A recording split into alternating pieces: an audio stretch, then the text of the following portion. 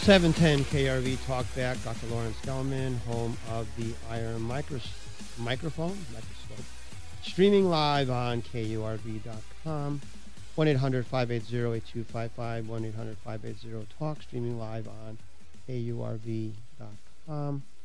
We are here to educate, not easy to do. You have to break through all the propaganda of the system of public education and the government and Fox News and CNN and all the other garbage that's spewed out throughout the day into our homes by the media.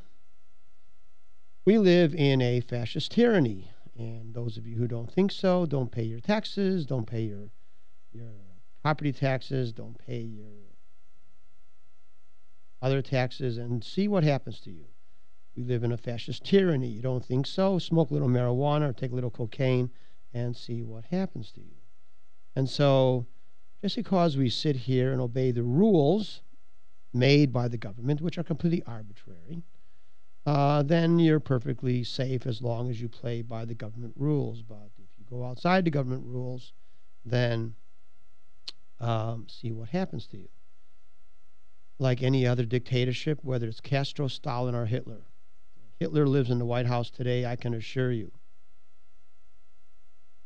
Let's take a look at the drug situation. We have reality and we have made up. Most of it is made up. What's the reality? The reality of taking drugs, you take a drug, it has an effect. That's the reality of taking drugs. Everything else, the criminal activity, the drug dealing, the carnage associated with it, that's all arbitrary and artificial. Why are drugs illegal? Well, why are they illegal? Alcohol is not illegal. It once was illegal. It is no longer illegal. At one time, it was a criminal thing, and now it is not criminal. What changed? Did the people change or the law change? The law changed. Law hadn't changed. Then alcohol would be illegal, and we still have prohibition, and we still have Al Capone or his heirs. Instead, the problem has shifted over to drugs, cocaine, marijuana. Cocaine and marijuana were not always illegal. There's a difference between being, illegal means it's against the law, but who makes the law? Man makes the law. Government makes the law. Law does not come from God. Law comes from man. That is why every country has different laws. If laws were universal, if morality was universal, if ethics were universal, if law was like science, then all laws would be the same throughout the United States. But they're not. They're not. They're all different throughout the world. Well, they're all different throughout the world because laws made by man is not scientific. And so at one time, cocaine was legal in the United States. In fact, it was used in Coca-Cola routinely. That's where the term Coca-Cola comes from the use of cocaine in the mix, in the drink. Marijuana was legal. LSD was legal. All right? Why do you and I care whether it's illegal? I mean, if you want to take drugs, take drugs. Do you care if your neighbor takes drugs? No, unless neighbor does something that affects you because of drug taking. But then again, we have those laws, and if a person drives drunk, drinking is legal, driving drunk is illegal. Take cocaine, make it legal. Driving under influence of cocaine, make that illegal. Simple enough to do. We do it with the alcohol. Why can't we do it with cocaine? And so all this carnage going on in the world, in Mexico, in the United States, all this drug dealing, all this fodder for novellas, all of this personages, all these personalities, of these drug dealers, the whole culture is all artificially created. But the artificial arbitrariness of it doesn't negate the fact that people are being killed. In Mexico, the United States, drug dealing results in the killing of people. That is real. And it's also unnecessary. Because by making the trafficking or selling of drugs, some drugs, not all drugs, some drugs, illegal, it then there's a demand for those drugs, and because of the illegality of some of the drugs, that causes a effect on production, which causes an increase in what drugs cost.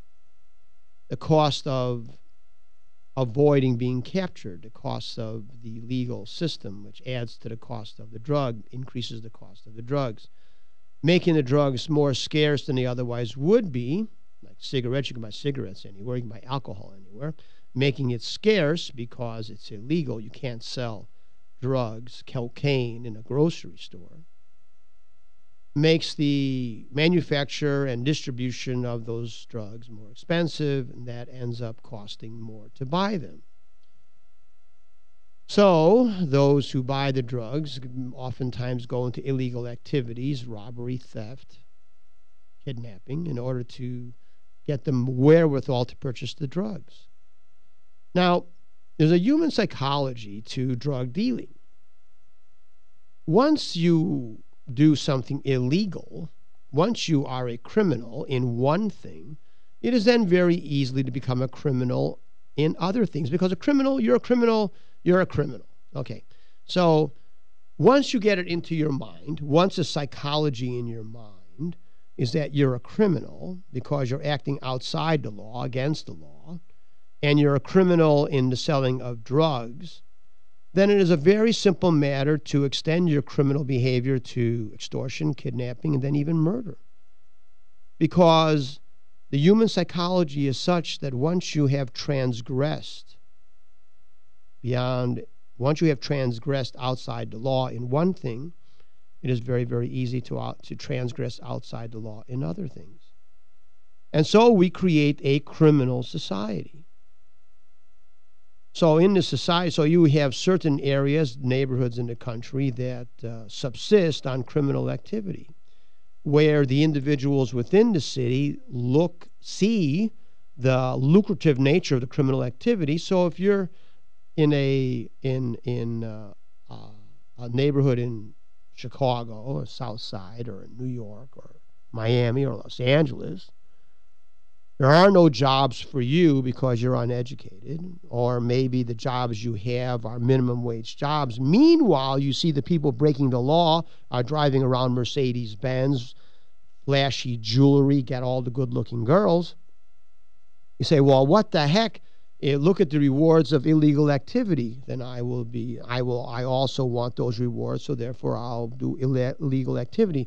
Once you get into that mindset, you are now outside mainstream society. You are actually a problem for mainstream society. And that's what happens to these neighborhoods, where the guys who are the ones who have all the money are the ones doing the illegal activity. So that's what happens. And isn't that what happens isn't that what we see on the television every single day? Isn't that what we see all the time? That this romanticization, this glorification of the drug dealer, of their lifestyles, of them being outlaws outside the law. Now, having so much money outside the law, of course, affects the law itself. And we see that all the time, don't we? Bribing police officers, bribing judges, bribing congressmen and senators.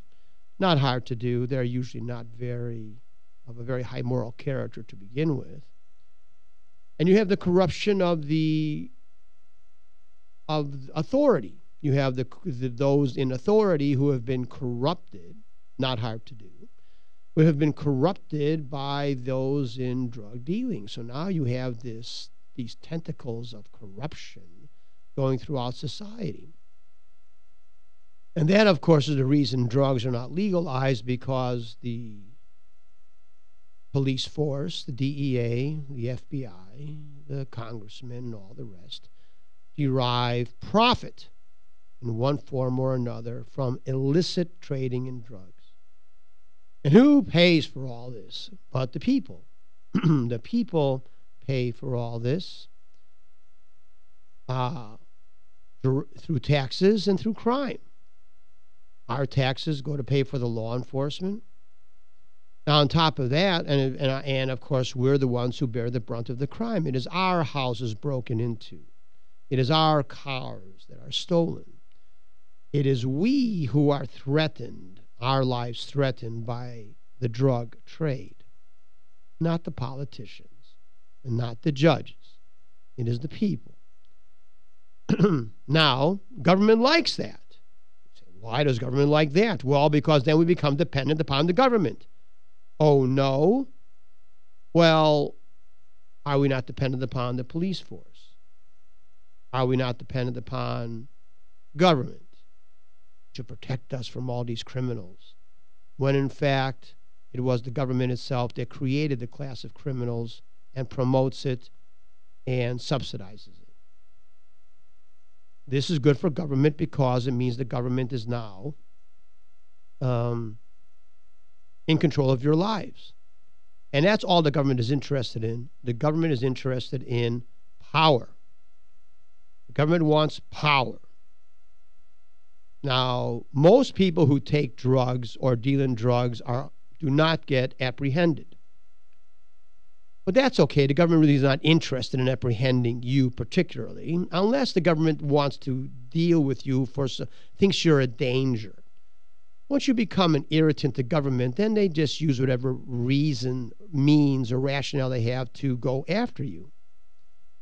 And so they make all these laws criminalizing everybody so that they have an excuse to go after you. Take drugs, they go after you. You don't harm anybody, doesn't matter. They go after you. Don't pay your taxes, well, they go after you. Anyway, okay, so we have a call from Paul.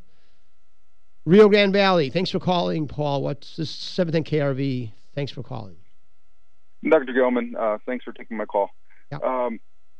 I've had experiences when I was a youth. I probably did things that I probably shouldn't have done, but I stopped quickly. But even past that, I drank a few, for a few different years, and just to go out and have a good time. But it never killed me, and I guess I'm lucky for that. But it did manage to kill my brothers, and they did not survive it. They got an early start at parties and invited to do things that they shouldn't do. Yeah.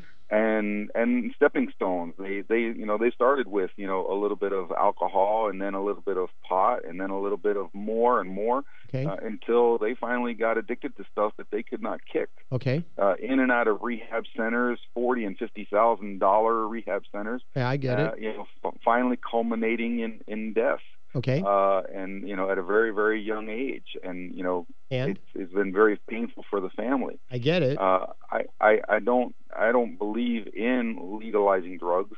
Why? They're illegal and it still happened. I think we would have a lot more deaths. I think we would have a lot more people saying, "Oh, it's okay. Let's do it." It's well, like right alcohol is legal. I know it is. I wish I had all the answers. I know that I can't bring my brothers back, and I know what killed them.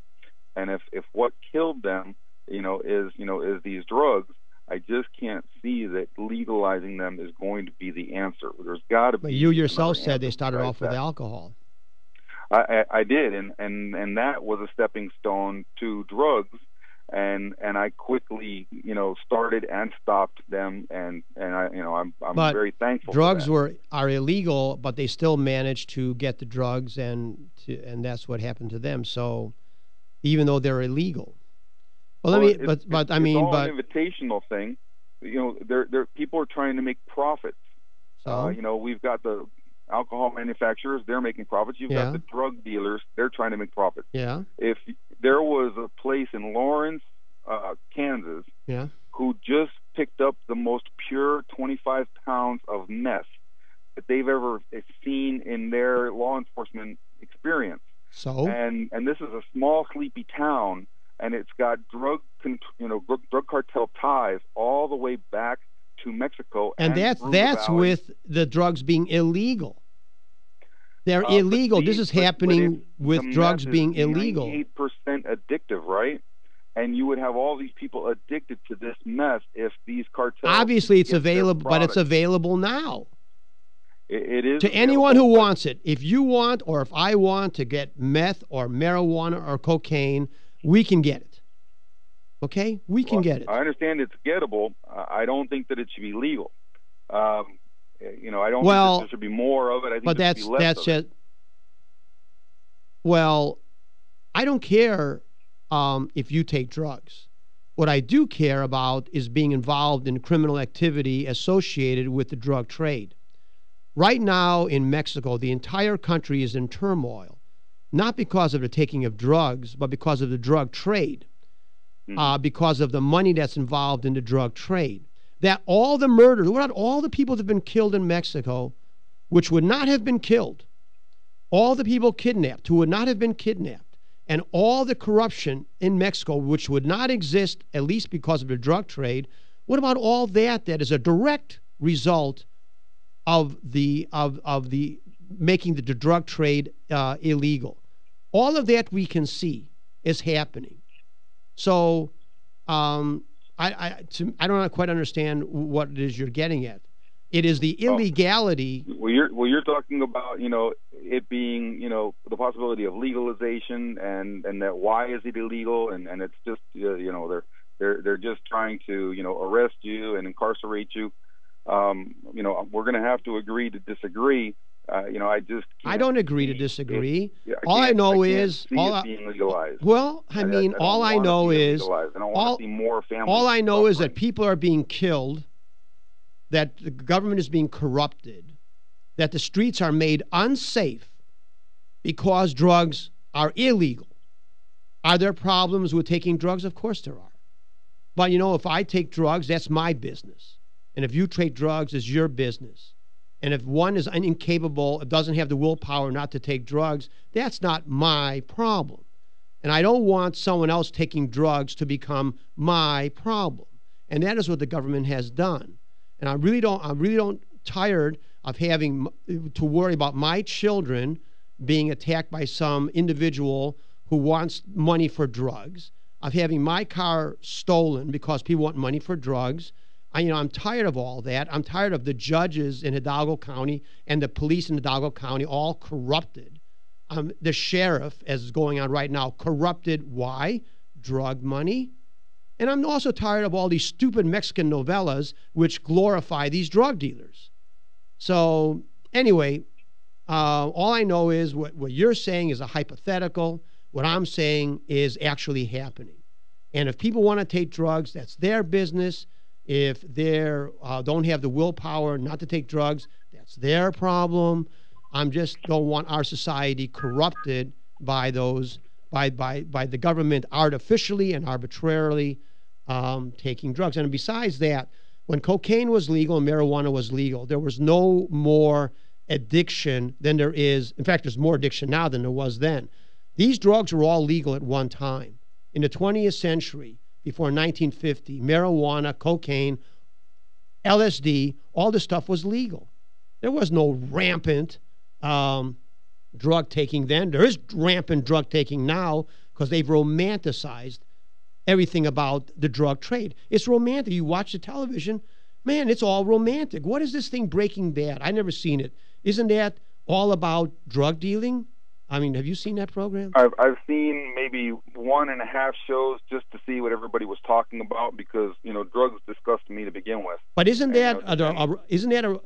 glorifies a drug dealer. Yeah. And you yourself have just said, oh, everybody's talking about it. Everybody watches that program. The glorification of drug dealing. Okay? Why is it glorified? They're all become like Robin Hoods. They're all outside the law. You know, and they all have these incredible lifestyles. So it's been romanticized. So, I mean, Dr. Gelman, you know, there is some common ground here. We can agree on some things. Yes, there's romanticizing of the drug culture and the music and the cars and the style. I mean, you know, I agree with you on that. But, you know, I want you to look up sometime today about Enrique Kiki Camarena. His killers were released yesterday or the day before in Mexico.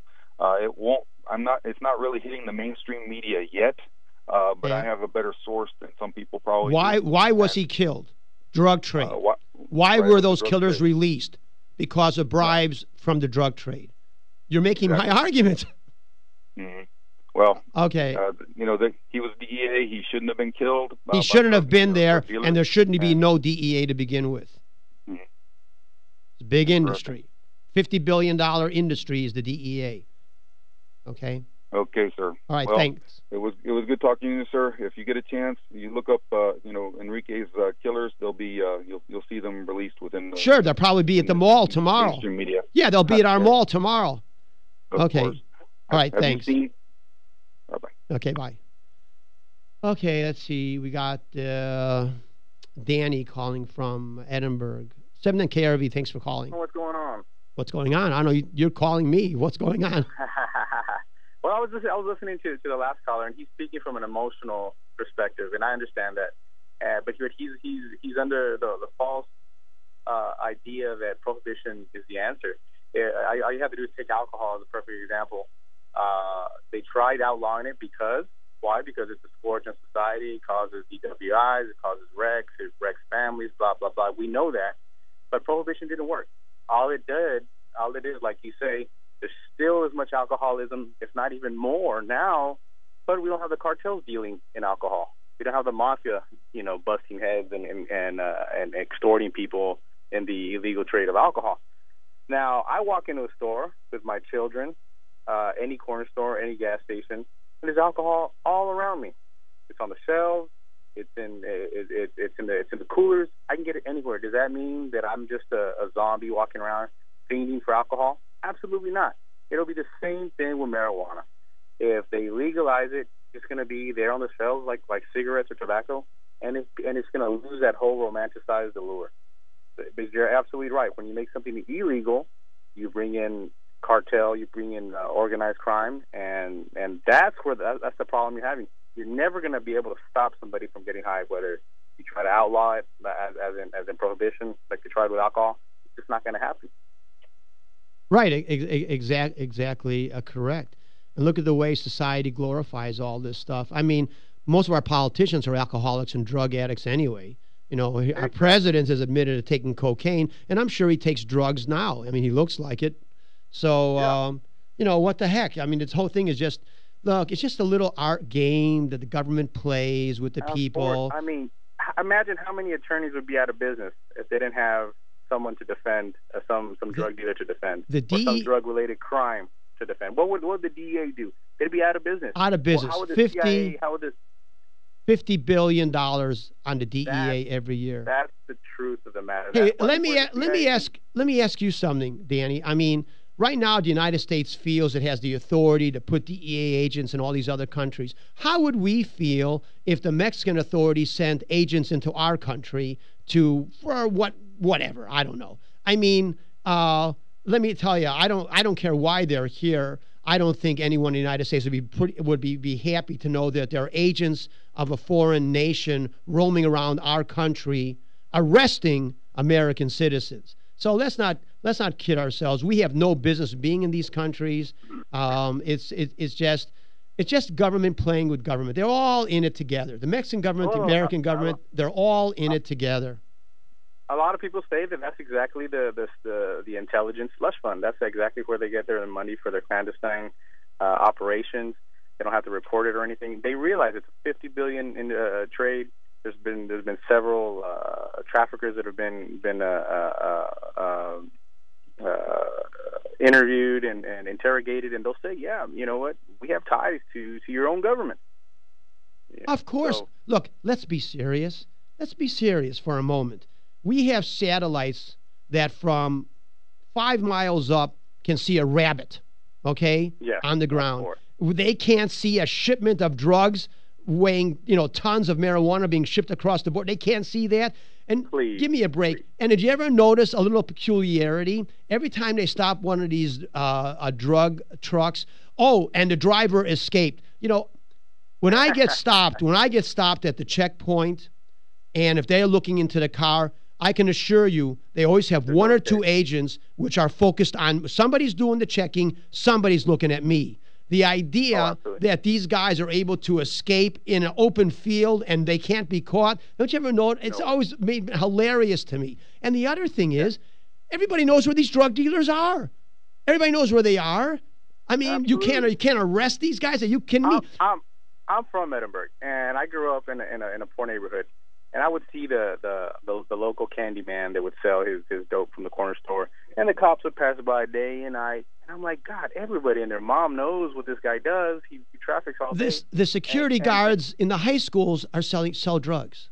Okay. And they've been in operation for years. And of course, it wasn't until later on that I asked, why haven't they ever busted so and so? I mean, everybody knows what he's up to. Oh, well, he's a snitch. The cops use him. And I'm like, it's a whole racket. And the thing is that it's you and me that are paying for all this in our taxes and in our security, because we're and it's our children are being endangered because all this money out there, and you have all these people. Why do kids sell drugs to kids? Money. You take the money out of it, and how do they do it? They just try this. Oh, you'll feel great, and they're hearing that from their friends. Well, why? Because there's money. If there wasn't, you don't see anyone doing that with cigarettes. Hey, come here. Hey, smoke this cigarette. No, because there's no money in it. Exactly. But at one time, they did glorify prohibition. They had the absolutely. They had the underground, clubs where you could go have some hooch. And, Jimmy Cagney, Public Enemy. Yeah, I mean, yes. All these guys. Look. Edward G. Robinson, Jimmy Cagney, all of these guys, George Raft. How do they make their names? Playing criminals, selling alcohol. Yes. How did Kennedy get to be rich? Kennedy's father, Joseph Kennedy, made his fortune as a bootlegger. Absolutely. And Seagrams, Bronfman, whatever his name is, bootlegger. He made his money bringing in alcohol from Canada. And let's not be deceived. I mean, our representatives, our attorneys, they're not immune to this. Immune? They promote it. They love this whole romantic lifestyle. They want to live it. If you were to tell them, "Hey, man, we're gonna make drugs illegal tomorrow," guess what? Half of your business is gonna dry up. How many churches? How many churches in Mexico get donations from drug dealers? How many? All the major churches in Mexico get benefits from drug dealers. Come on. Everybody's in on it, but who's paying for it? You and me. Stealing our cars, threatening our lives. You got to ask yourself, who is benefiting from the drug trade? Who are the people that don't want it legalized? And I think we know the answer to that. It's the people that defend these criminals in court. And the judges and all everybody. Exactly. You think they want to give up their lifestyle? Absolutely not. Absolutely not. So they have to disguise themselves as protecting the public. Do you really want this stuff legalized? It doesn't make a difference. People are going to get high. You cannot stop a person from harming themselves. It's impossible. They'll always find a way. Okay, thanks for calling. Appreciate it. Okay, bye. Okay, have to go to a break. 7 KRV, talk about Dr. Lawrence Gelman. We'll be back after this short break. Legalize drugs, make my life safer, please.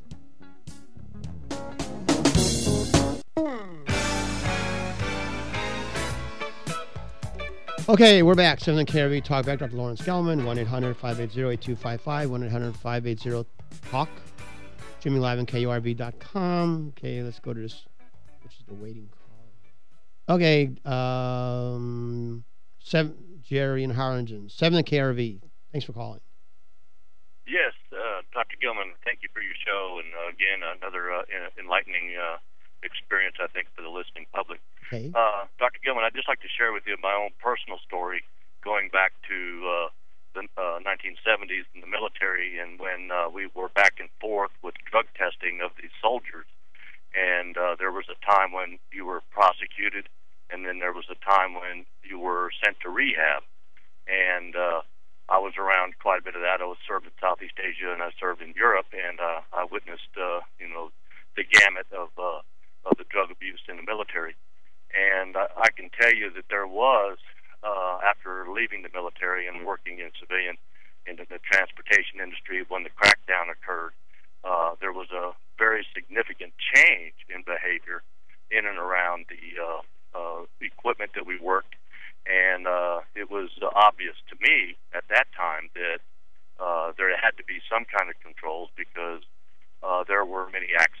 you probably are aware, both aircraft, trains, and the original case that I remember studying in school was the case of Conrail, where the two engineers in Baltimore hopped on a locomotive to reposition the locomotive train up the Baltimore tracks and had a head-on collision with the the passenger train, and killed I don't think it was 150 people back in the early 70s. Yeah. They survived to witness, to testify before Congress as to what they did, and I watched the entire hearing, and it was pretty shocking that these guys, what they had done, and what they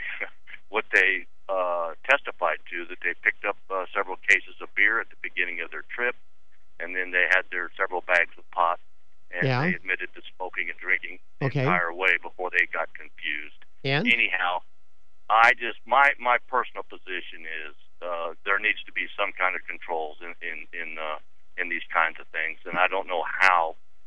Well, there already are. It's already illegal to operate a machinery under any kind of being inebriated under any substance. So there already are laws. Are you telling me there's no nobody getting killed today by drunk drivers, or what? No. What I'm saying is that I think that there's probable causes out there that need to be looked at, and I think there needs to be a closer examination of what's really going on. But again, our political machine obviously doesn't work because of what we're seeing coming across the border. And I'm at a loss. I don't have answers. I just know what I've seen in my own industry. Okay? Well, that's basically it. Okay. All right. Thanks for calling. I understand all that, but I mean, nothing in there says drugs shouldn't be legalized. They're not legal, and these things happen anyway.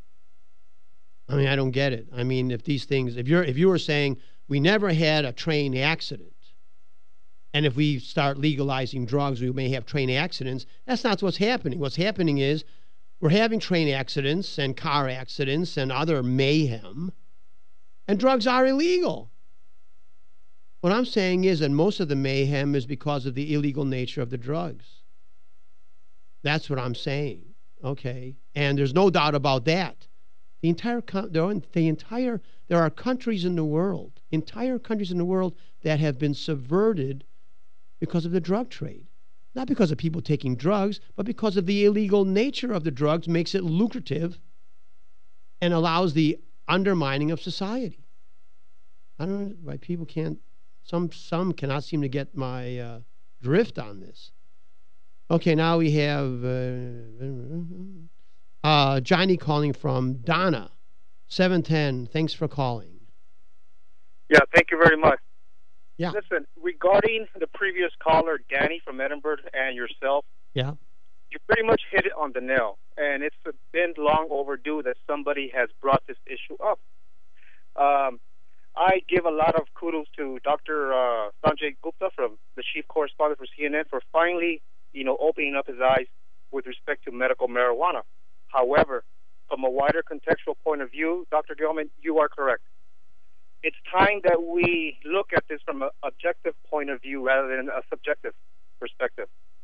Everything you mentioned is correct. The DEA, the establishment, they're just sustaining the status quo to keep from what I believe is a disproportionate number of individuals who are affected by this drug trade.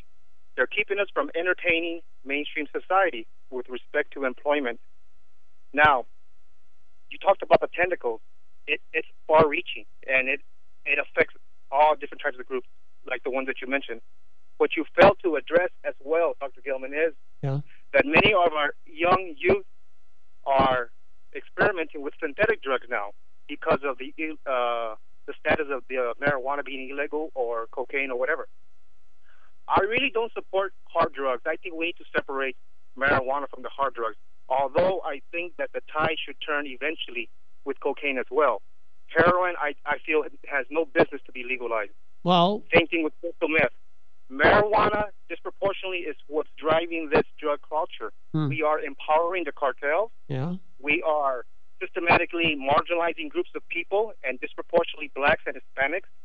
It's all about greed. The government, it's privatized the system, the prison system. Imagine if we just break down all all the money that has been spent in the past 40 years on this so-called war on drugs, what could we have done productively with that money? Fixing our roads locally. Now, from a more narrow perspective here locally, here in the RGV, how much money are we spending to incarcerate an individual, say, for example, marijuana possession?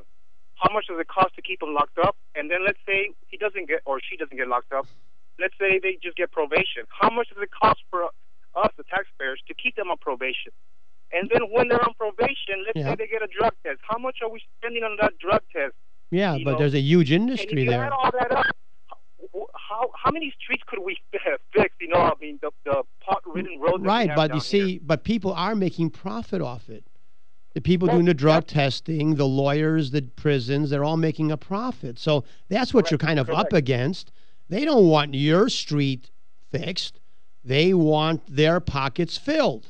Okay? Well, yeah, that's already been established. You've established that, and I'm just complimenting to what you said, okay, and what Danny said from Edinburgh. You understand? Underneath the umbrella of this war on drugs, you have fraud, you have greed, and those are the two forces that's driving this status quo. And let me tell you something. I've never heard you bring this issue up before. I have. Regarding the legalization. No, and I think I have. What prompted you was Dr. Sanjay Gupta, and that's beautiful. Believe me, I don't have anything to do with that quack. Okay? I don't, that guy is a twit. He's nothing but a government hack. But the fact of the matter is he's bringing it up. You know, for medical medical marijuana. That's just a little canard. This guy Gupta, he's just a government hack. Listen, yeah, it's okay. I got you. Okay. But the thing is, the fact of the matter, at least someone from the establishment like yourself, you are a leader. You are, because people do follow you. At least now you're shedding light into this. I've been talking about this for a while. Other people from the community leaders, they start picking up the ball as well, and we start making a difference, because what's been happening has been counterproductive, not only from a micro and meso, but also from the macro level, from a wider contextual point of view. Right. You're correct, but we are not perceived. We are perceived as dangers to the government, because the government wants drugs to remain illegal because they profit from it. Yes, sir. I agree. All right. I agree wholeheartedly. Thank you very much for taking my call. Yeah, thanks for calling. Now we have Scott calling from Port Isabel, 7 KRV. Thanks for calling, Scott. Yeah, I think the whole entire valley and everybody in the United States is out of the box on this one. I think we pretty much know that it all comes down to money, and the government makes a lot of money out of it. And by the way, it costs before Barack Obama was president, it was about $36,000 a year to put somebody in state or federal prison. Today, it's $42,000 a year is what it costs taxpayers.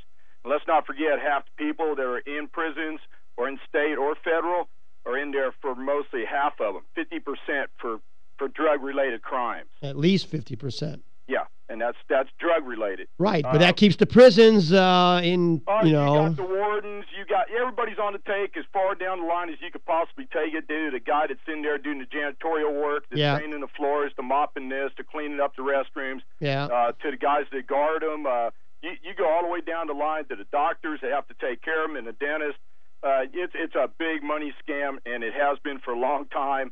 They're not going to change. They're going to keep it, like you said. If they have it where it's illegal, that's where they make all the money out of it. Well, you know, Scott, let's look at human psychology for a second. Right? Let's take a look. We have alcohol, which is a more dangerous drug than marijuana or cocaine. Alcohol has killed more people than marijuana has. Oh, by far. Every day. But beyond that, medically speaking, the damage caused to a body by alcohol are well documented. And they are more, and alcohol is more damaging to the body in any way you want to look at it than marijuana or cocaine or heroin. Okay? I mean, that's just it. But nobody. Hey, Doctor, how about cigarettes? I have a friend of mine who was a long-time heroin addict. He got off the heroin. He's clean. He was also smoking cigarettes. He said it was harder to get off the cigarettes, off the nicotine, than it was the heroin. Okay, a couple of things. And how many people die? I bet there's more people die from cigarettes than they die from heroin in this country. No doubt about it. No two ways about it. And what about there's actually, if you want to get down to it, what about all these prescription drugs that the government allows to be fed to all the public here on TV? Excellent point. More people have died from prescription drugs than all the illicit drugs in this country of all time. Excellent point. We have a drug-addicted society. They got commercials that say, you're not happy? Take Prozac. Take Abilify. Everybody's on something, doctor. I would say one thing. Prozac and Abilify and those psychiatric drugs cause more damage to the United States and the people than marijuana ever will.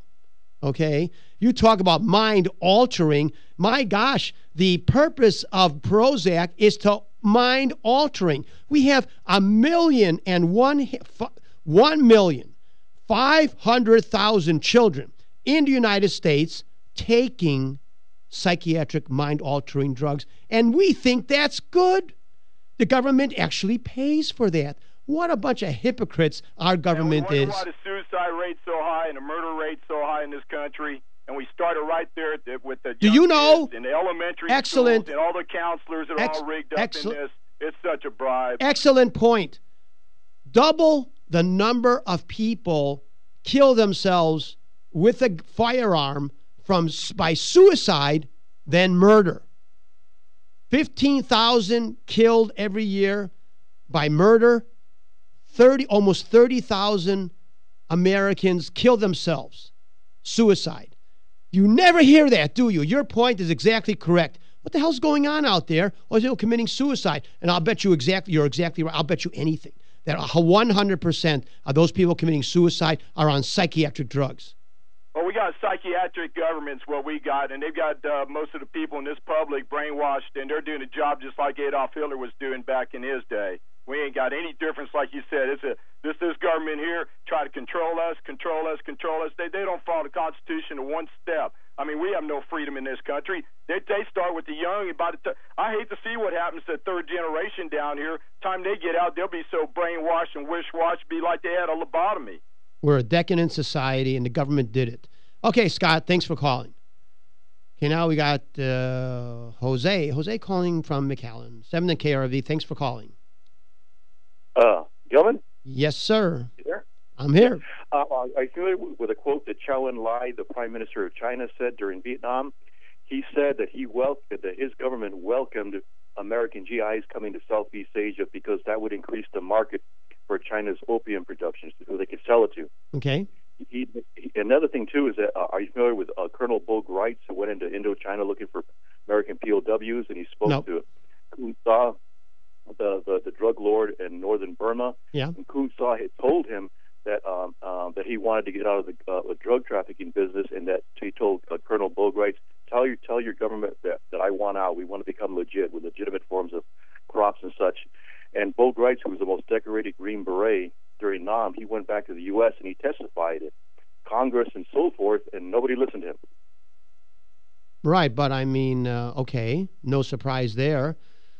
What's a surprise for a lot of people? I mean, because a lot of people haven't heard this.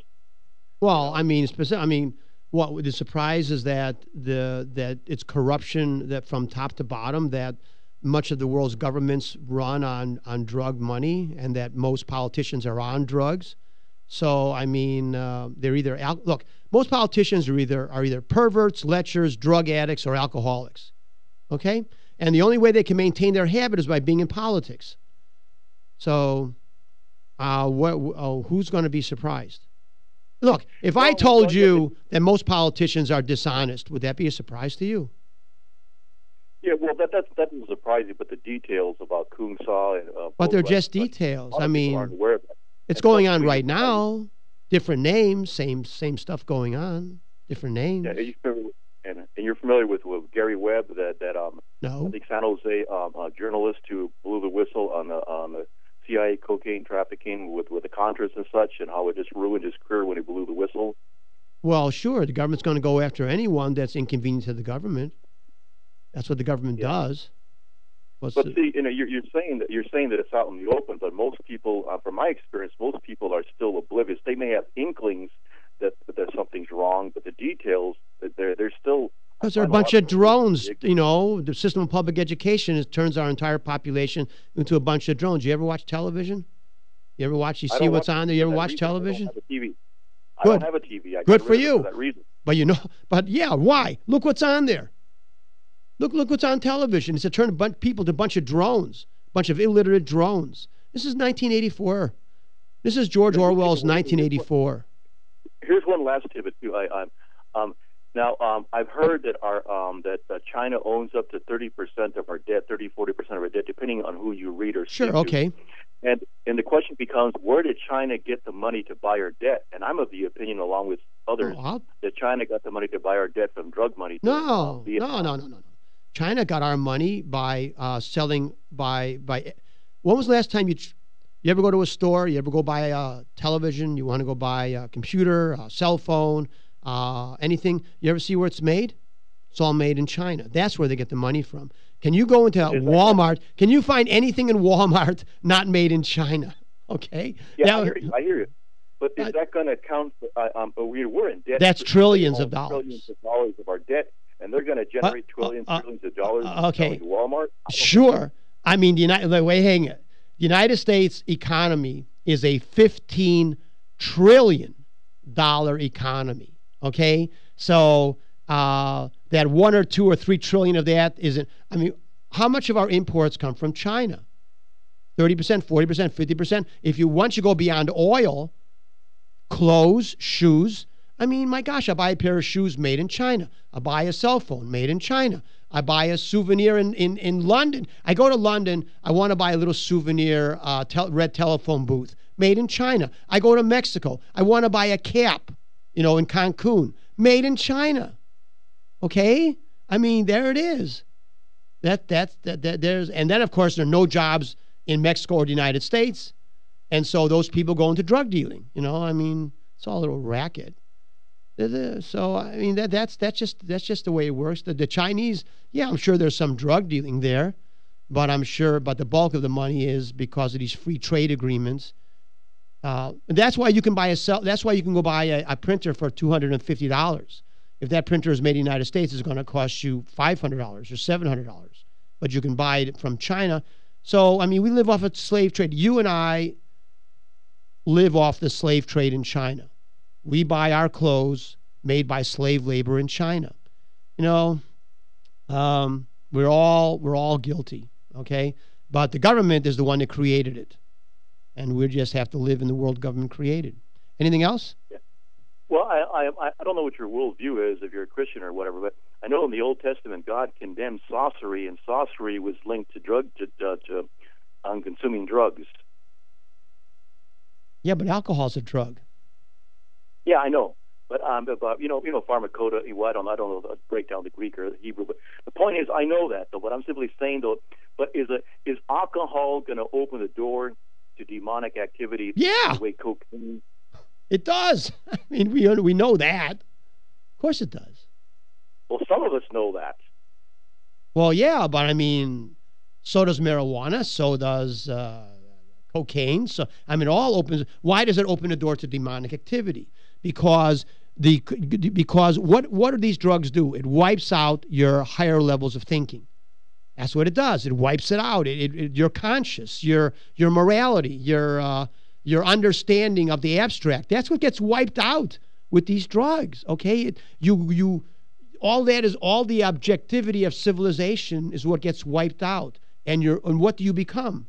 You become an animal. That's what drugs do to you. But people want to be like an animal. People want to be unrestrained. They want to be able to feel and do whatever they want to do. That's what drugs are. Alcohol does that. Isn't that what alcohol is? Isn't alcohol? When they call alcohol a social lubricant? What is it they're talking about exactly? What do they mean, social lubricant? It means it allows you to function in an uninhibited manner. Isn't that what it means? Loosen you up. What does that mean? It means the shell of civilization. They want that taken off. They want you to be able to. What is Las Vegas? What happens in Las Vegas stays in Las Vegas. What are they talking about exactly? Well, they're talking about behavior that you wouldn't do where you live. Why is that? What are you doing that you don't want to know that you're doing with the people where you live? I mean, what are they talking? They're talking about illicit, or I don't know what you want, but behavior which is animalistic. Isn't that what they're talking about? Behaving like an animal, unrestrained, base instincts. That's what they're talking about. And alcohol does that as much as anything else. I'm not saying, like, really so. It really doesn't. Well, I guess we'd have to differ there. But what about the unborn child? Because there's these studies that say that taking weed reefer alters your DNA code, and then that's transferred to your child. What about the unprotected child? If those studies are true, then what about the unprotected child? Okay. Who isn't born yet? First of all, we know for sure that alcohol damages the undelivered infant. That is a fact proven. And you're talking about alterations in any time you're taking any substance, legal or illegal. There are legal drugs which can adversely affect the undelivered infant, and they're legal, okay? But don't take them when you're pregnant. That's what they say. Don't take them when you're pregnant. So clearly, but that's a whole nother issue. But there are legal, like I say, there are medications and substances which are perfectly legal, alcohol, which we know for a fact damage the undelivered infant. Now, depends on what you take. You don't take a little bit, maybe it doesn't cause any harm. You take a lot, causes harm. So that cocaine or marijuana does something like that, it would be of no surprise. But then again, the same restraints that you would have for alcohol or other drugs, you would apply to marijuana and cocaine in the issue of pregnancy. I mean, but that's kind of another topic. It's a related topic, though. It's related, but then again, like I'm saying, it's not related to the illegal nature of it, but it's related to the drug itself. But there are legal drugs, alcohol, and medications. There are many, many medications which are prohibited to a woman who's pregnant because it is known it has an adverse effect on the undelivered infant. But they're still legal in other circumstances. So, yeah, don't take cocaine when you're pregnant. That doesn't mean that cocaine should be illegal all the time. Now, taking alcohol when you're pregnant is not illegal either, by the way. You shouldn't do it, but there's no law that you can't get arrested for doing that. So unless, of course, you do it to such an extreme that they say you're damaging your kid, and so they do some kind of restraining order on the mother. Anyway, I have to go to a break. Thanks for calling. I appreciate your comments. This is 7th and KRV Talkback, Dr. Lawrence Gelman, and we're going to be hearing a little bit of music here. But look, in this discussion, in this debate, we need to really understand the parameters of the discussion. Am I saying taking cocaine is good for you? Of course not. But I'm also saying taking alcohol is not good for you either. So there's one issue is health. That's one thing. Legal and illegal, that's another thing. Alcohol is not good for you in general, but it's legal. Cocaine is not good for you in general, but it's illegal. Okay? So both are bad for babies. One is legal, one is illegal. It's two different topics. Okay, we'll be back after the short break.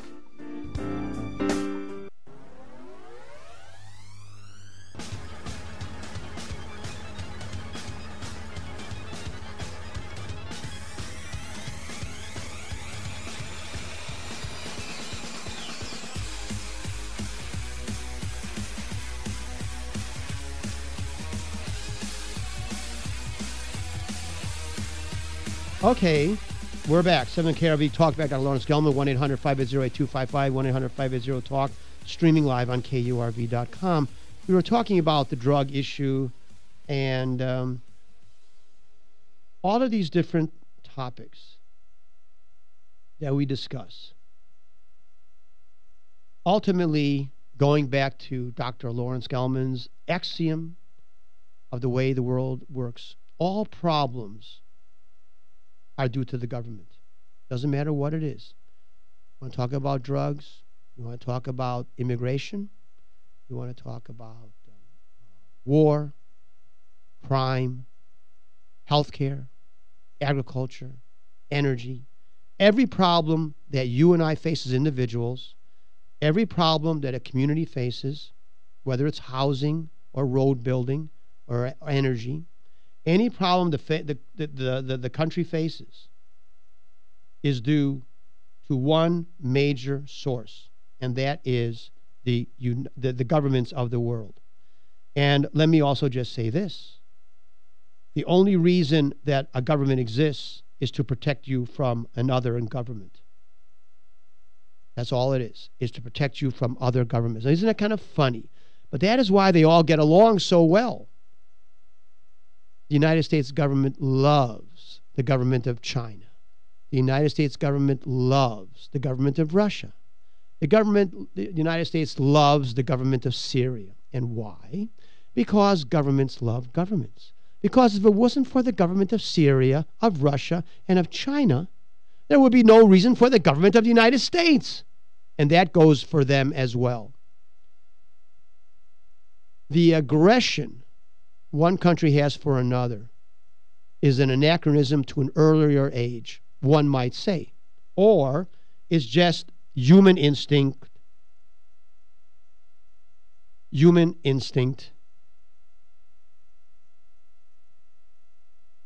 that never changes. Human psychology. Let's take a look at that for a moment. Human psychology. It doesn't change.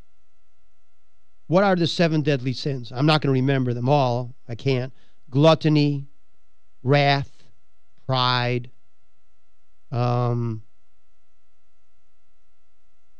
greed, I don't know. I mean, sloth. I can't remember all of them. I'll look it up. So there are 7 deadly sins. But you know what? Those 7 deadly sins are in the Bible. The Bible is 3,000 years old. But are there any different? Are there anything new? Maybe you want to call pride narcissism. Or maybe you want to call greed something else. But we all understand that. And nobody has any new ones, do we? Anyone have a new one? Give me a call. You also have the 7 virtues, whatever they are. You know, I got to look this stuff up. But the virtues, whether they are of, honesty or probity or temperance or whatever they might happen to be, whatever they may happen to be,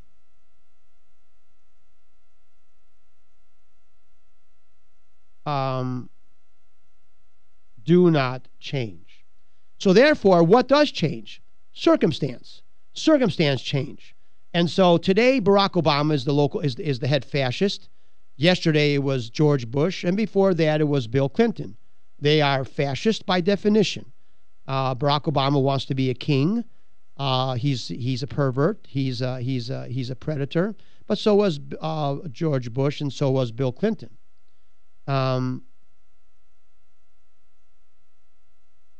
So why bother with Barack Obama? You get rid of Barack Obama, will be gone. The same way Bill Clinton has left, sort of. The way George Bush has left, sort of. Are we not still suffering from what they did? And is Barack Obama different than George Bush? Of course not. Is Barack Obama different than Fidel Castro? No. Is Barack Obama different from Putin? No. Is Barack different than Cameron or any of these other fascist leaders or communist leaders? No, they're all the same. There's no difference among any of them. So for Rush Limbaugh and Sean Hannity, the feeble-minded, to be ranting and railing about Barack Obama, what's the point? They're merely symptoms of a disease. And what is that disease? The disease is that the Constitution of the United States has been subverted by the American government, that we have an illegitimate government, that it is a fascist dictatorship, a fascist tyranny. That is what we live under. Now, let me ask you this question. Why does a state need to belong to the Union? You know, there are countries which are created through conquering. Most of the countries in the world, including the United States, were created through the conquering process. Every country in the world that exists today exists because a previous government was conquered. Now, in the United States, we have a little distinction. The states, the individual states in the United States, voluntarily joined a union. They were not conquered. Britain was conquered or defeated. The British government in the United States, in the colonies, was conquered and defeated by the colonists. And the states were free. And then the states formed a confederation of independent sovereign states, forming a confederation called the United States. But the United States was not created through conquering, at least not at that point. We'll get to that later. The United States was created by the voluntary union of 14 states. There was 14 states at the time of the original Constitution when it was ratified. 14 states joined voluntarily. Joining the union was a voluntary process, and leaving the union was supposed to be a voluntary process.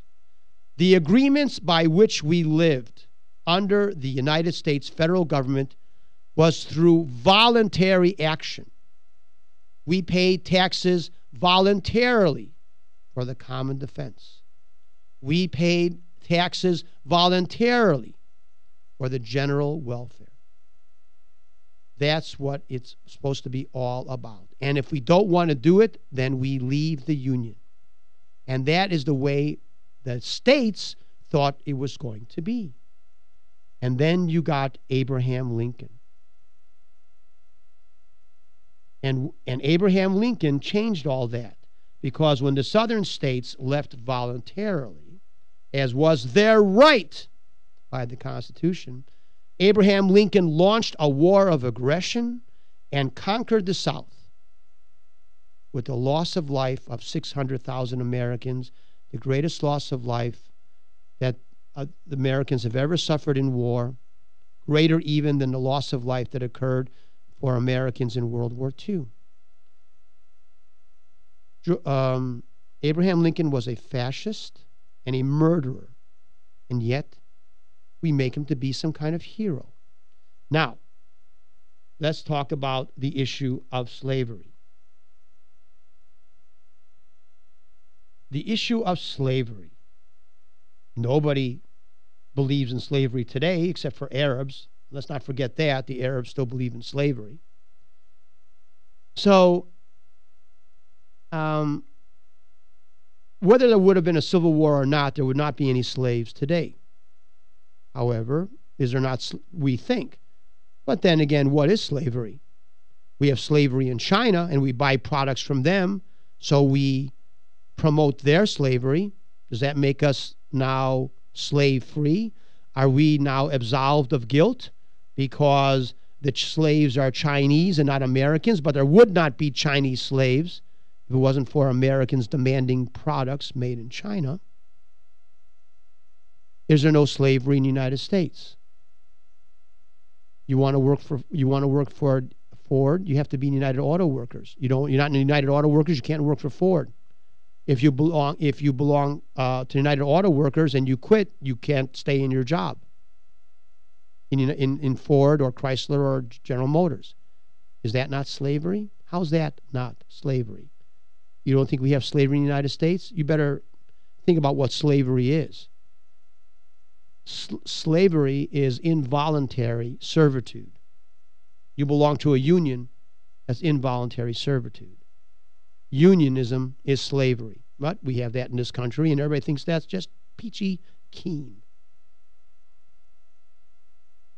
The North attacked the South in 1861, not because the North was trying to get rid of slavery, because Abraham Lincoln was a racist and admitted to being so, and didn't really care about slavery that much. In his inaugural address, he said if he could save the Union by preserving slavery, then he would do so. But the only way he could preserve the Union was not by preserving slavery, was by attacking and conquering the South, and that is what he did. by killing women and children.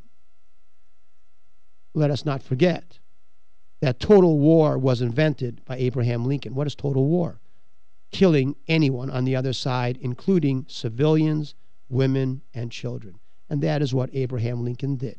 He killed intentionally women and children of the South because he created total war. So much for the hero of the United States. But there's a memorial in Washington, D.C., with a statue of that fascist murderer. And I can assure you, if the Germans had won World War II, there would be a memorial to Adolf Hitler, as there were memorials to Stalin, at least for a period of time. And there are memorials to Castro. And all the world's greatest dictators have memorials as long as they win. If they win, then there are memorials. And so the United States won, the North won, there's a memorial to Abraham Lincoln, fascist dictator, murderer. The North attacked the South not to end slavery, but to preserve the fascist regime of Abraham Lincoln in the North. And that is all there is to it. You can be taught anything else that you want. You can believe anything else that you want. But the fact of the matter is this. Abraham Lincoln was a fascist.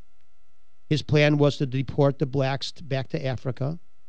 He belonged to a group that was funding Liberia for a homeland for the blacks so they could be deported.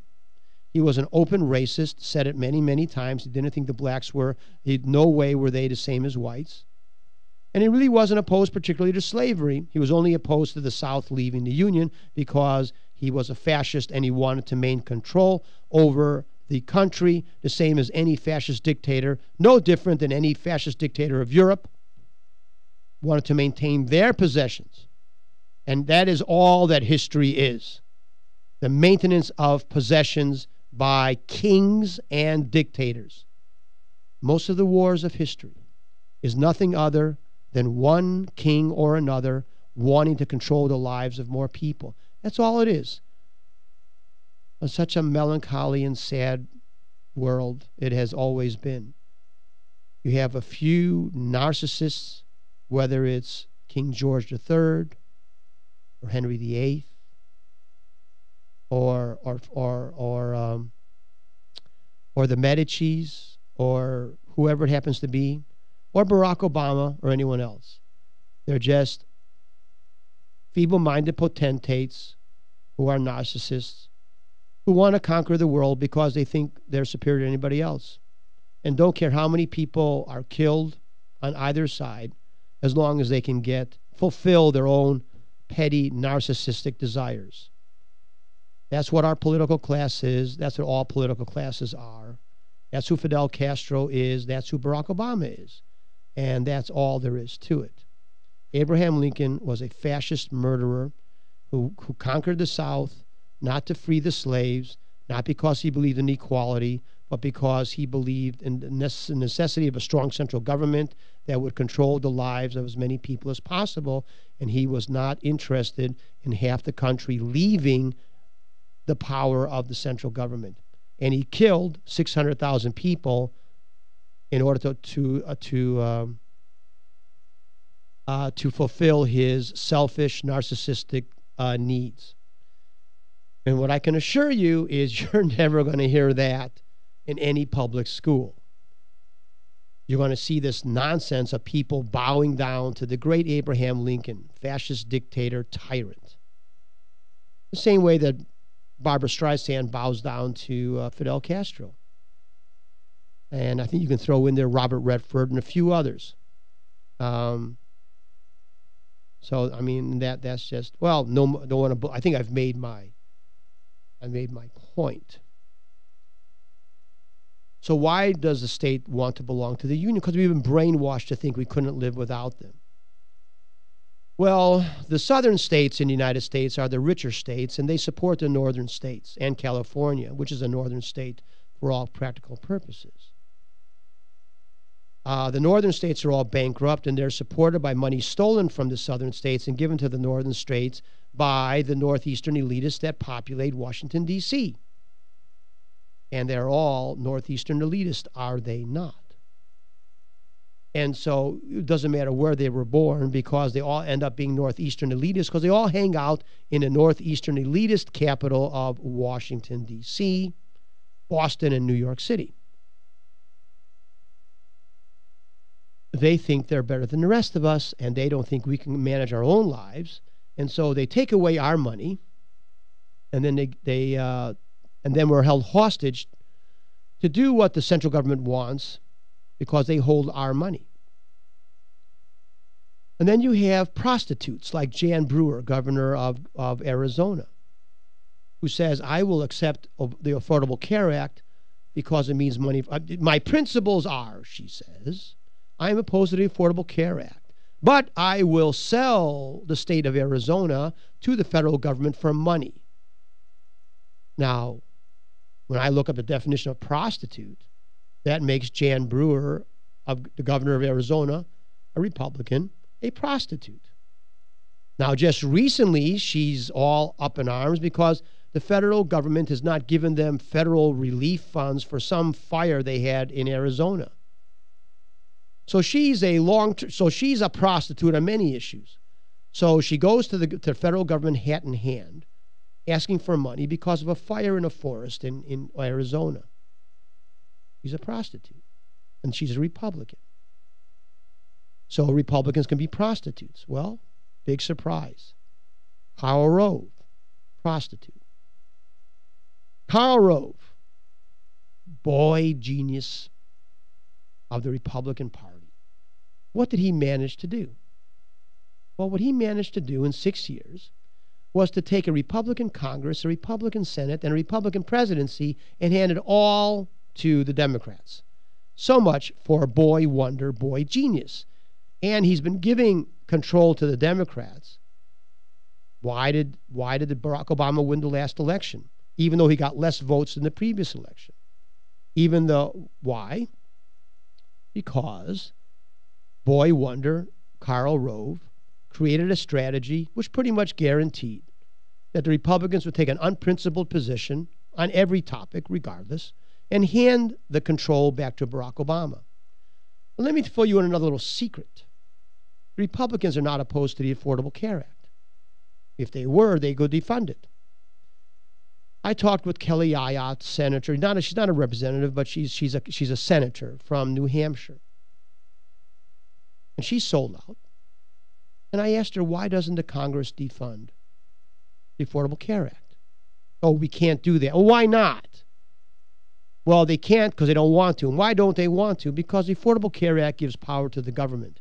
And Kelly Ayotte and every other Republican and every Democrat, they all play the same game, belong to the same club, and that is central government authority. And they're not going to do anything to reduce central government authority. The only reason that the Republicans are in opposition to the Affordable Care Act is because the Democrats are in charge. But the reason that the Republican Congress will not defund the Affordable Care Act, which they could do, is because they feel that one day they will be in charge again. And when they're in charge, they want to be in control. And so they're not going to defund the Affordable Care Act, though they could, because they want it to be there when they take control. If not in 2 years, in 20 years. But they figure when they take control. Now, speaking of that, there's this big deal about the Congress absolving itself or recusing itself from the Affordable Care Act and being able what they want to do.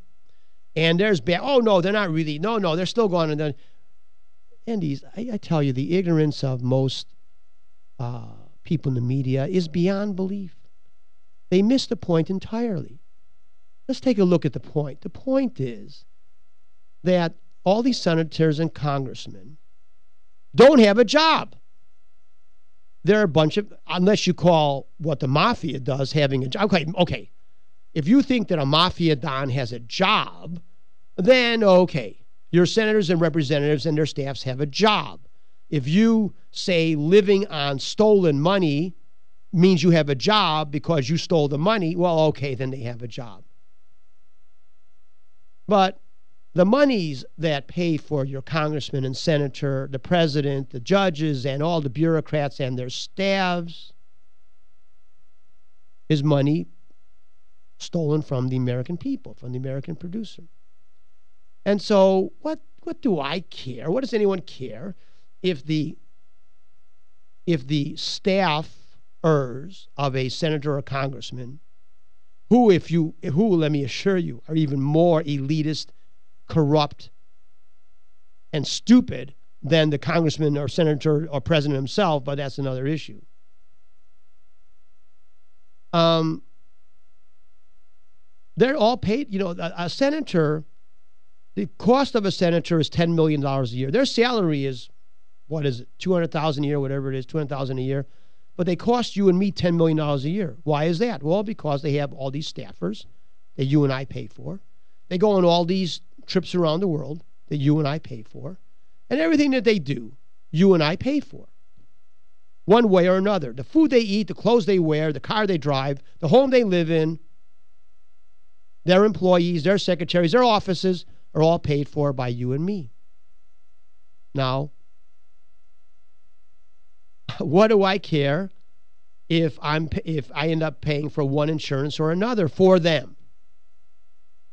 Right now, the staffers and the congressmen and the senators, most of their health care costs are covered by the taxpayer. All right? Now, they have what they call federal insurance. And that federal insurance is like, Blue Cross or anything else, but it's federal insurance, and it functions like any other insurance. They don't pay for it. The taxpayer pays for it. Now, if you're employed by somebody, your employer pays for it. It's a benefit. Okay, it's a benefit. So they say, it's a benefit. Except the employer pays for the health care of their employee voluntarily. But you and I are paying for the health care costs of our insipid congressmen and their staffers involuntarily. We're forced to. No one asked us. It's not voluntary. We're forced to pay, so we pay. Because if you don't, you go into jail. Okay, fine. It's like the mafia. You don't want to pay for protection? Fine. They blow up your store. All right? You don't want to pay the federal government for, that mafia? Fine. They throw you in jail. Or they take away your home or your car or whatever. That's what they do. So the government is a bunch of mafiosos. So we're going to be paying for their health care. And whether they have to choose from this insurance or that insurance, what difference does it make? They're not paying for it. They're not paying for it.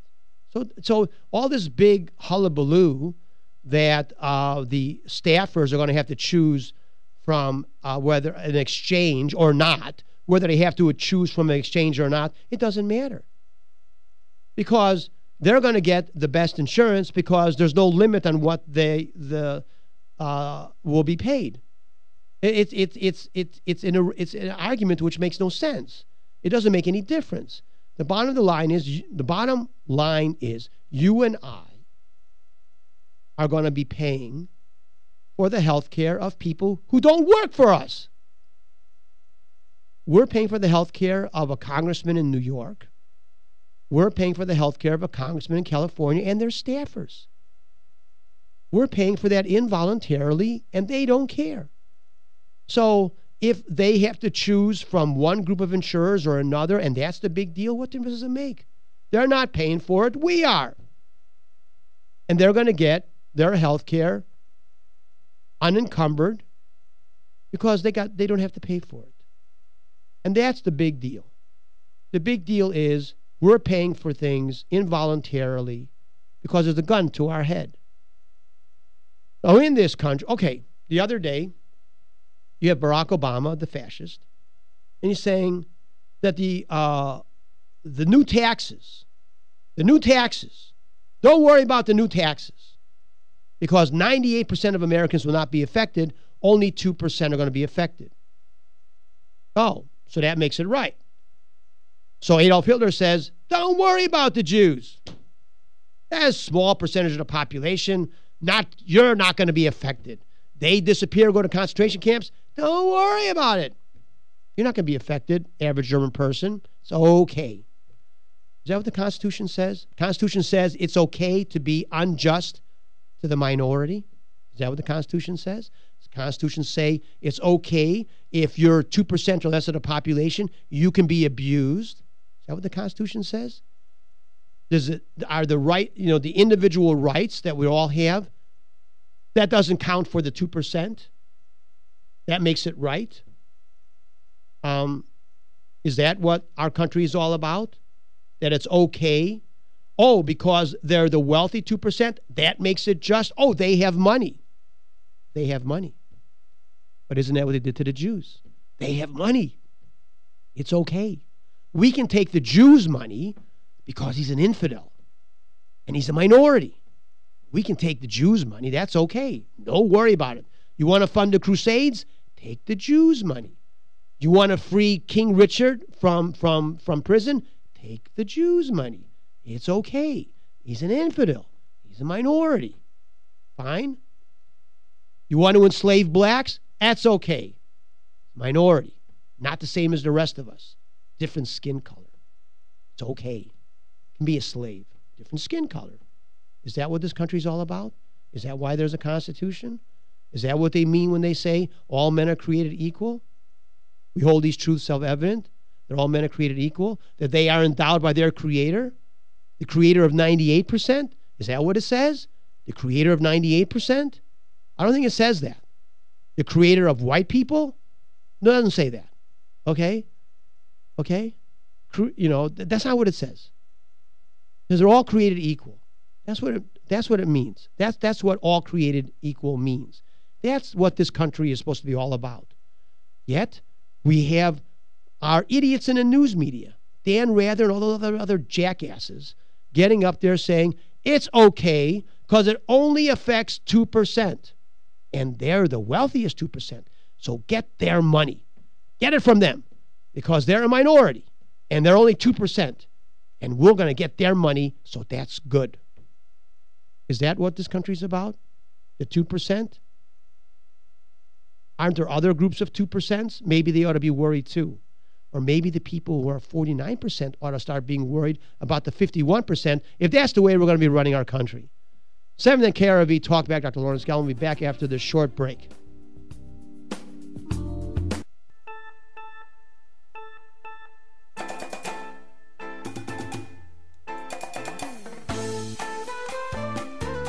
We're back. 7th and KRV Talkback. Dr. Lawrence Gelman, home there on microphone.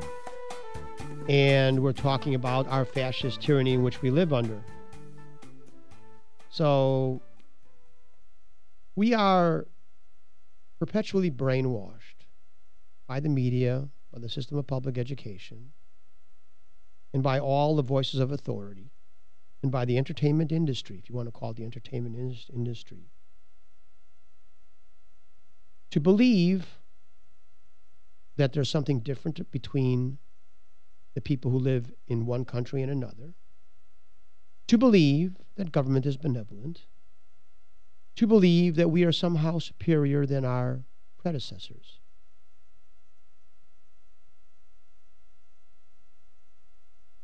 It is the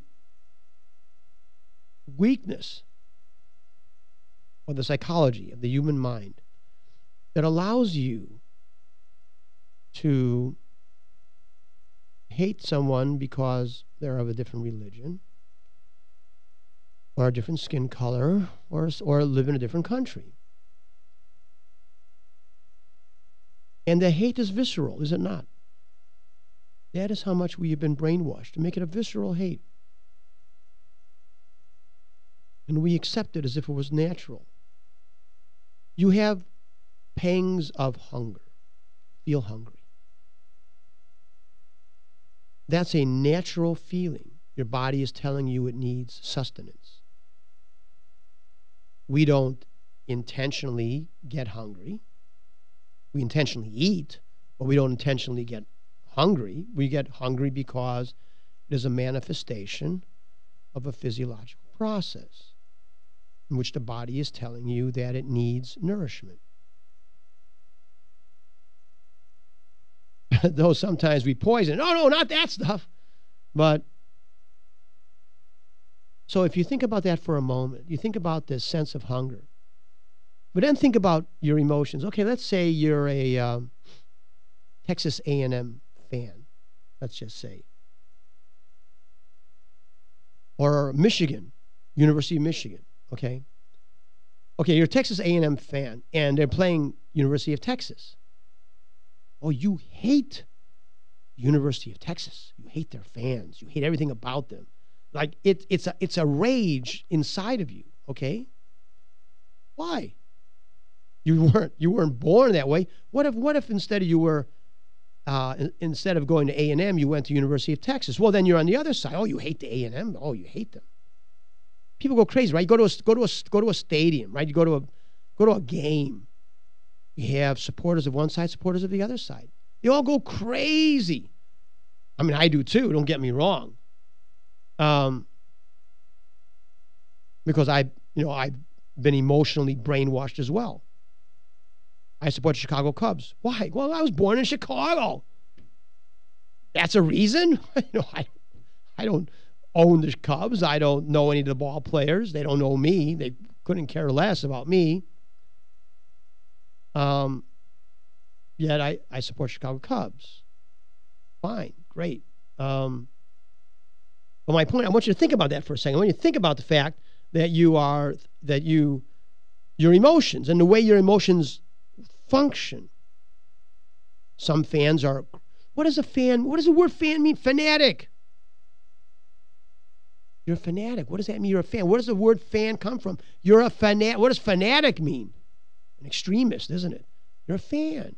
You're a follower. Okay? So you go to Ohio State, Michigan game. They want to kill each other. You got these people who graduated from these places 30 years ago. They go to these games. They want to kill each other. My God, those ball players weren't even born when you went to school. All right, I'm the same way. I'm not above anyone else. I'm the same way. I want to kill the other side. But the emotion, and it's emotion. You're not thinking about it. It's an emotion.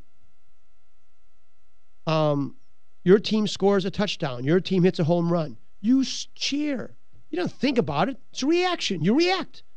You watch people stand up, react, scream, holler, jump up and down, yell and holler. They're not thinking, oh, I'm going to jump up and down and scream and holler. No, it's just a reaction. It's an emotional response. And the same emotion, as strong, maybe even stronger. Because I know people who would rather, they're hungry, fine. I'm not eating. I'm watching the game. I'm not going to go eat. I might miss something. Oh, well, so the emotion of the game actually seems to be stronger than the emotion of eating, at least up to a point. I'm sure if you were starving, you say, to hell with the game, I'm going to go get a hot dog. But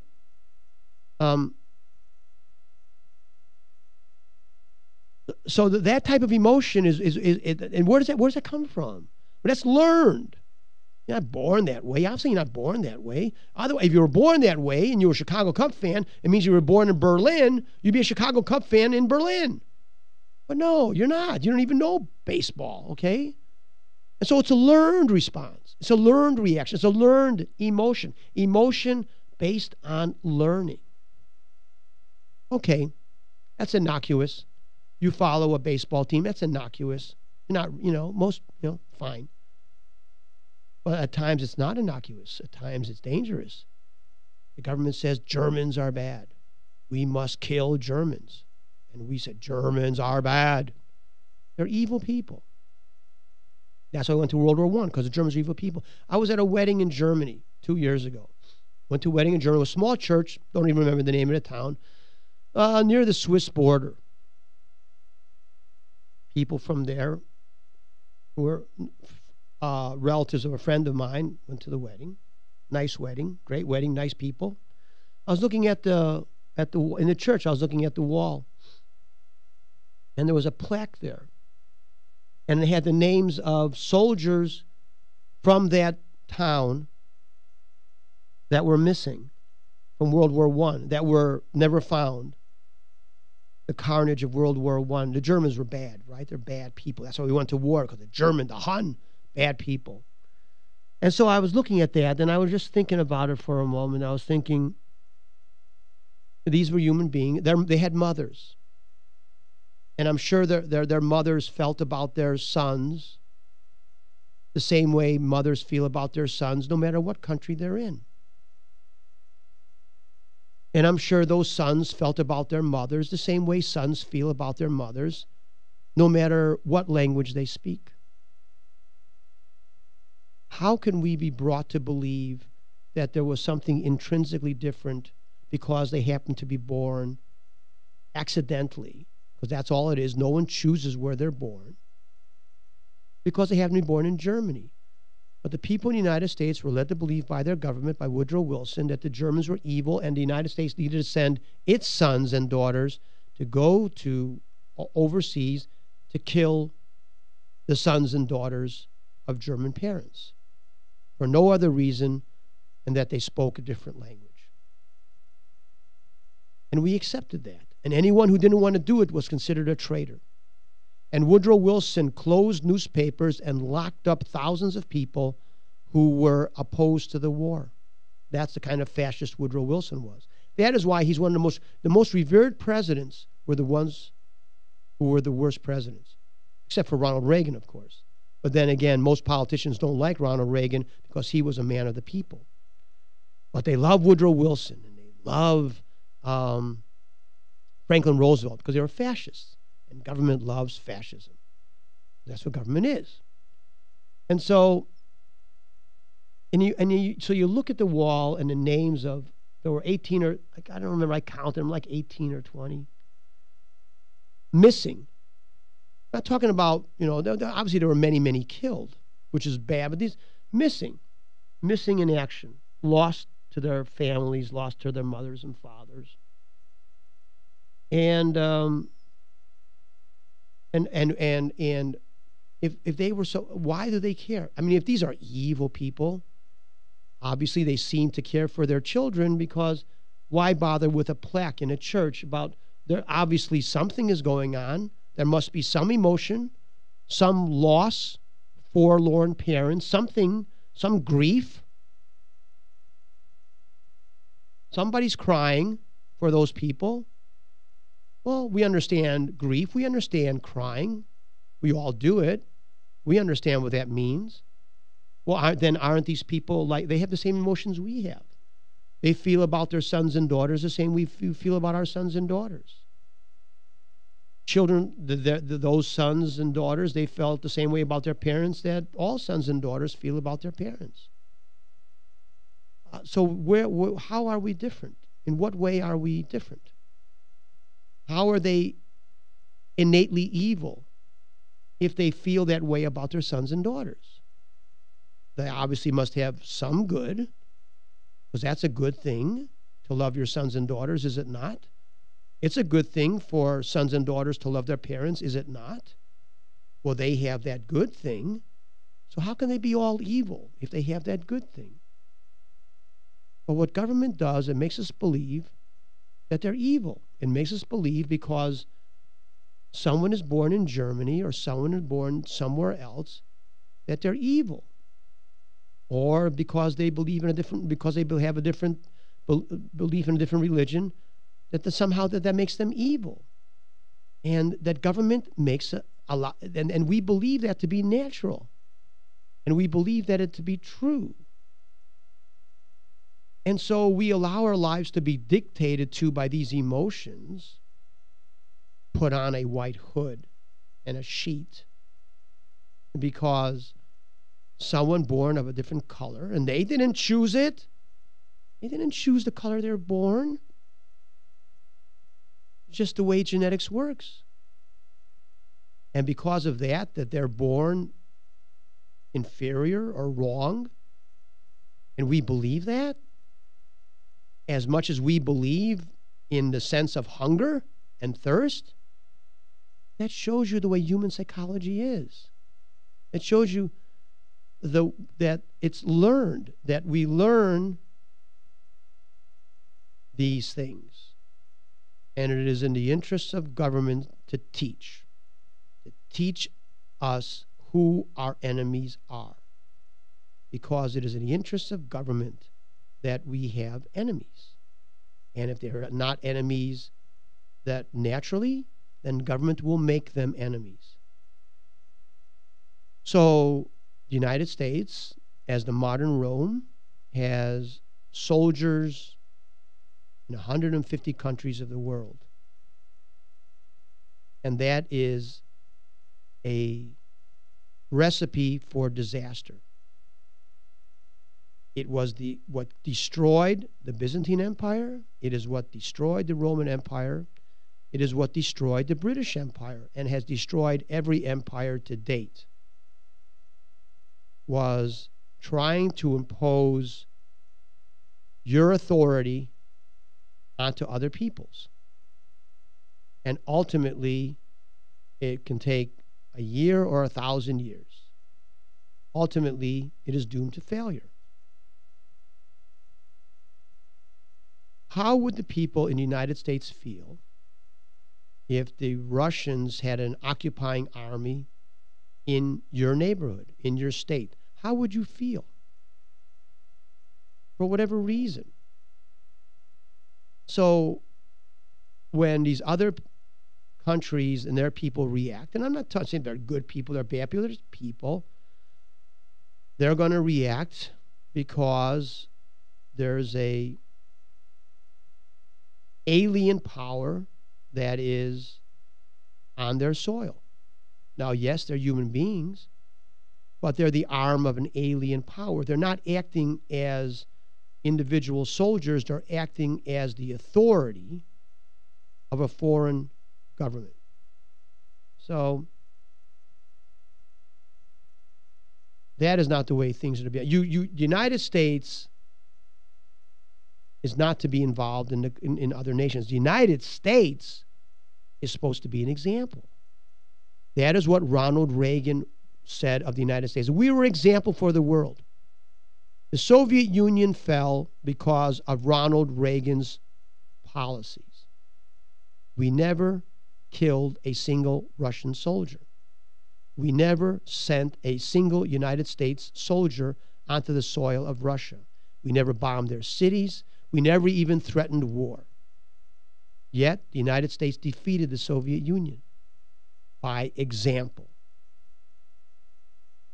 That is the only way you can do it, is by example. You cannot force your beliefs on somebody else because they're not going, because regardless of what those beliefs are, they're going to react to that. People will not accept the beliefs of a conquering power readily. Though you can force them, and maybe over a generation or two, they will come to think of those beliefs as their own.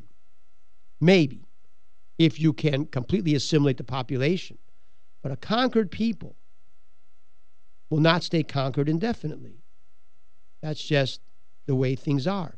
They will either become melded together with the conquering nation, and become this one and the same, or they will liberate themselves.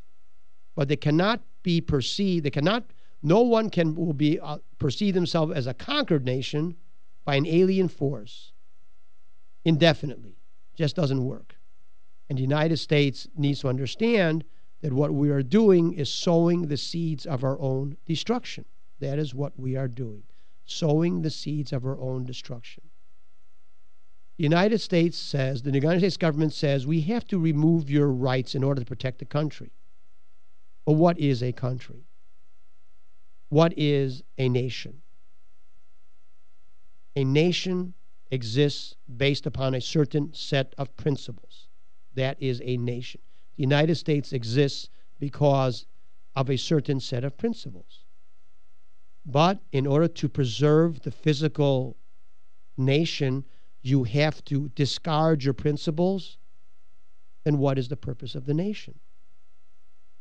If the Constitution says by the Fourth Amendment, the right of the people to be secure in their persons, houses, papers, and effects against unreasonable searches and seizures shall not be violated, nor shall warrants issue except under for probable cause, supported by oath or affirmation. I was watching on Communist News Network, CNN, that it's just a very tiny number of conversations that are listened to, or transcripts which are actually listened to by the government. Oh, that makes it okay. Oh, because it's just a small number of violations.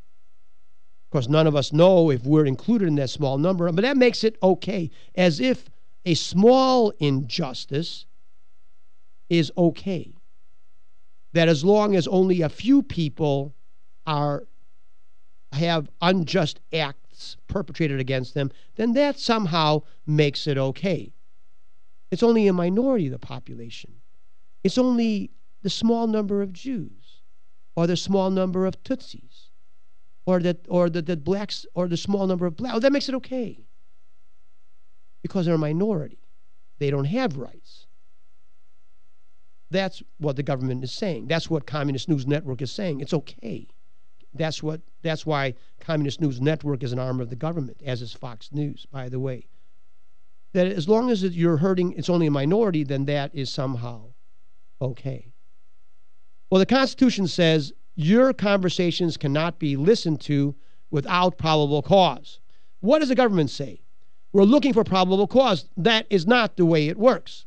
The way it works is that we believe this person is going to commit a crime, and we have this evidence, we have these reasons, and then you go to a judge, and you show the evidence to the judge, and the judge says, okay, you can listen to that person's conversation. That it's not supposed to work that I'm listening to conversations waiting to hear something illegal. First of all, who defines what illegal is? Alcohol used to be illegal to drink. Now it's legal. Who defines what is legal? You want some fascist bureaucrat in Washington, D.C. determining whether what you're saying is legal or not? I say our government is a fascist tyranny. Is that, maybe someone thinks that's illegal, because I'm calling our exalted government a fascist tyranny. And you know what? Because Lawrence Gelman says that's a fascist government, maybe you ought to be looking at everything that guy does. Maybe you ought to be looking at his tax return. Maybe you ought to be looking at what he does otherwise. In fact, maybe you ought to be looking at what his wife and children are doing, and his friends. Is that what the Constitution says? But we accept that? Communist News Network says it's okay because it's only a minority. Okay, we have Bob calling from Bayview, 7 KRV. Thanks for calling. Still there? No? Oh, hello? Hello? He's there? I don't hear anything. Are you sure he's still there? Bob, are you there? You're not there? I'm hanging up. They got 18 cents an hour, those people that got killed. That wasn't Bob. That was John. Oh, that was Mel. Is there a Bob? Look. Just ignore Bob. Okay, Bob, you're ignored. That's lucky. They go up. Wait a minute. What are you doing to me here? Okay. Drop.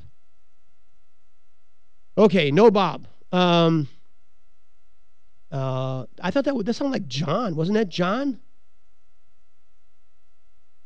Poor Bob. Call back next time. So that's what government does. It makes us believe things which are in the interest of government. They want us to believe. The government has no right to listen to our conversations. I don't care if it's one person's, without due process, without justification, without warrant. And then we actually have these people in the media, and our congressmen and senators, our so-called representatives, which don't represent us, by the way. And we have these people, and they're telling us that because it only affects a small number of people, because it's for the security of the United States. Well, the security of the United States, what is the security of the United States all about if it's not to protect the principles of the nation's founding? If to protect the physical being of the United States means making you and me into a slave, is that something that we're willing to accept? Well, I think many people are. I think many people in the United States would prefer to be slaves. That is why Barack Obama is president. Everyone who voted for Barack Obama as president wants to be a slave. That's what I believe. And that's just the way it is. And Barack Obama is nothing but a useful dupe. He's not some great intelligence. He's a mediocrity. He's a useful dupe of the Northeastern elitists who in this country are white, who believe that they're superior to anybody else. And all Barack Obama does is make sure that blacks stay subservient to the white power structure. That is why he's the president, because the white power establishment made him president, because he keeps the black people down. He keeps them down with welfare and out-of-wedlock pregnancies and everything else that the government does in order to keep the black people down and subservient to the white Northeastern elitists. And there's no bigger white Northeastern elitist than Bill and Hillary Clinton and Chuck Schumer and Nancy Pelosi, though she lives on the West Coast. Because Northeastern white elitism is a frame of mind, not a geographical location. And so that is where we're at. And we go into line at the airport like cattle or sheep, more likely. And that's it. And we take off our shoes and we take everything out of our pockets and we allow them to go x-ray us like sheep because it protects the nation. So where's the due process? Is there any evidence that you or I are going to commit a criminal act? They have none. If they said, you know what, we have evidence you are something, and therefore we're going to check you and frisk you, fine. But that's not what happens. They have no evidence. Therefore, it is unconstitutional. We live in a fascist tyranny. That's all there is to it. That doesn't mean people aren't happy in fascist tyrannies. People were happy under Hitler for a long time. It doesn't mean that people don't get rich in a fascist tyranny. A lot of rich people in fascist tyrannies. So don't think that because we live in a fascist tyranny, people are opposed to that. Bunch of people prefer fascist tyrannies. Thanks for listening. 7 KRV, Talkback, Dr. Lawrence Gelman. Back next week if the long arm of the fascists don't come and get us first.